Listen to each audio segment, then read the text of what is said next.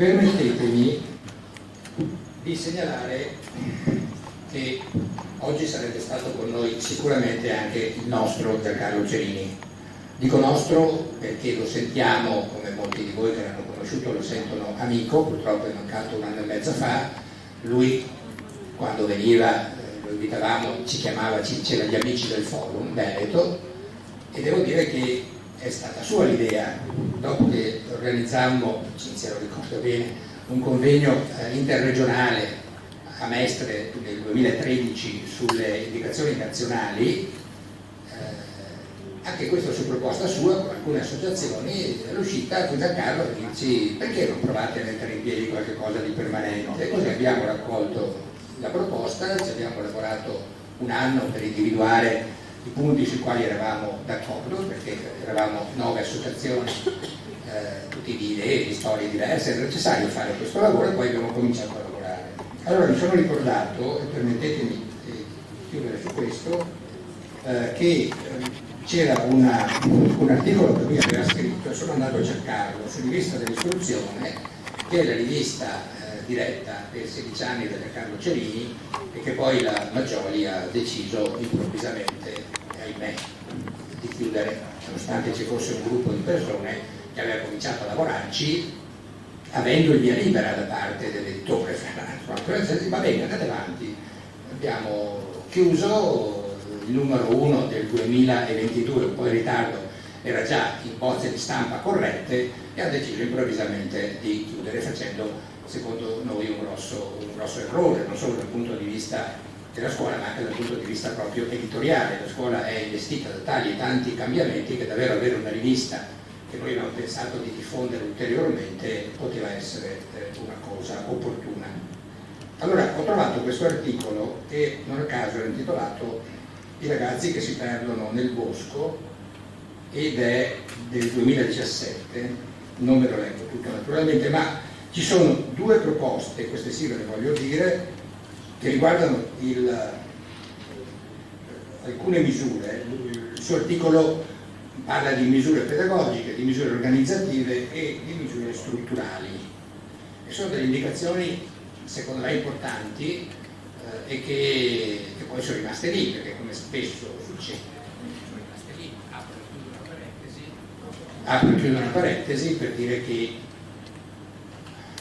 anche sul concorso per dirigenti scolastici Giancarlo Cerini, dopo l'ultimo concorso, interpellò una quindicina di, chiamiamoli così come si dice da un punto di vista sociologico, testimoni privilegiati, gente che si era impegnata a fare i concorsi, a fare i corsi, eccetera, con un questionario. Sulla base di questo questionario elaborò un documento importante, inviò al Ministero, alle organizzazioni sindacali, alle associazioni professionali con alcune proposte, e anche questo è rimasto nei cassetti del Ministero, ed è secondo me anche questo concorso da questo punto di vista il prossimo che dovrebbe essere emanato. Il Ministro ha detto che oltre a cose che magari poteva risparmiarsi ha detto anche che i concorsi, adesso fa partire i concorsi, diciamo, questa è la notizia.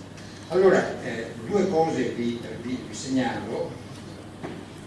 La prima che diceva Giancarlo: contrastare l'insuccesso e la dispersione nei primi 2 anni della scuola superiore attraverso percorsi più adattivi in classe, un'effettiva flessibilità di situazioni didattiche rispetto alla canonica ora di lezione, maggior spazio a scelte opzionali e la coltivazione di interessi, attitudini e talenti dei ragazzi.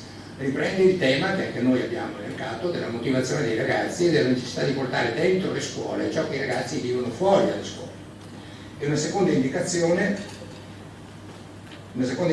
diceva, per questo, come misure strutturali, mettere al centro il curriculum dello studente. Ad esempio, la quota del 20% di autonomia già prevista sulla carta dovrebbe essere fissata per legge, bloccando solo l'80% di tempo, orari, discipline e cattedre.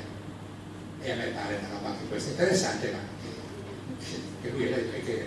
E infine l'ultima, questa è simpatica, curiosa, mi pare importante: rendere molto più mobile l'ultimo anno del ciclo superiore, ad esempio attraverso una scansione curricolare 4+1, descolarizzandolo e facendolo diventare un anno di esperienze, di nuovi incontri, di orientamento praticato. In uno scenario in continuo movimento è indispensabile proiettare i ragazzi di 18 anni verso l'università, l'Europa, il mondo del lavoro l'alta formazione. Idee che mi sembrano importanti e che potremmo consegnare anche al nuovo ministro. Un poca fiducia secondo me, ma insomma chissà che qualche idea magari la raccolgo. Detto questo, io lascio la parola alla dirigente per il saluto. Grazie. Grazie.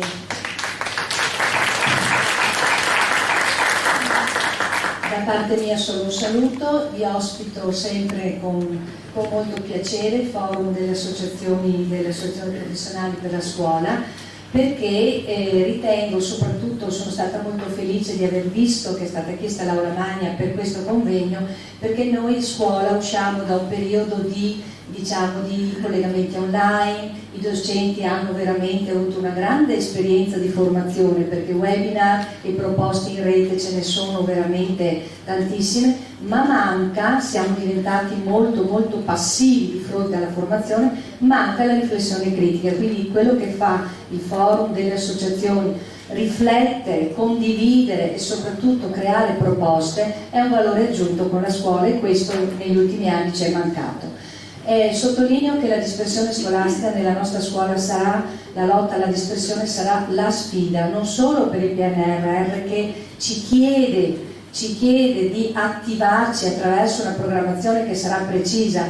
Il dottor Giacobi parlava, le scuole avranno i soldi, ma le scuole non avranno i fondi in modo passivo, perché la scuola dovrà progettare e la scuola dovrà addirittura all'interno del progetto già decidere che tipo di attività didattica, che tipo di lezione metterà in campo e come organizzerà i propri interventi prima di avere i soldi. Quindi questa è una sfida per le scuole e noi auspichiamo che non sia una sfida temporanea. Noi sappiamo, io vedo la scuola sempre un po' come un elastico, no?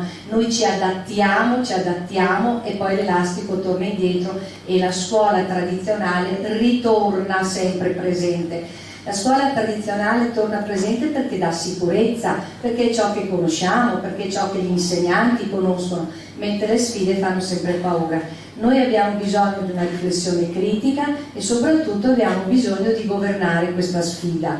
C'è anche un aspetto tecnico, la denatalità che sta avanzando e che ormai è arrivata alla scuola superiore, ci pone un'altra sfida. I ragazzi che abbiamo a scuola non dobbiamo perdere neanche uno, quindi il ritardo scolastico è un problema, ma non solo il ritardo scolastico, anche proprio la dispersione. I ragazzi che poi per motivi patologici possono non accettare più la socialità, ma anche semplicemente perché la scuola li rifiuta, e questo nonostante anni in cui noi parliamo di recupero, di supporto e di lotta alla dispersione, in realtà la statistica ci dice che non abbiamo fatto grandi passi in avanti. Quindi plaudo questa iniziativa perché abbiamo bisogno di proposte e di riflessioni critiche, per cui vi auguro una buonissima giornata.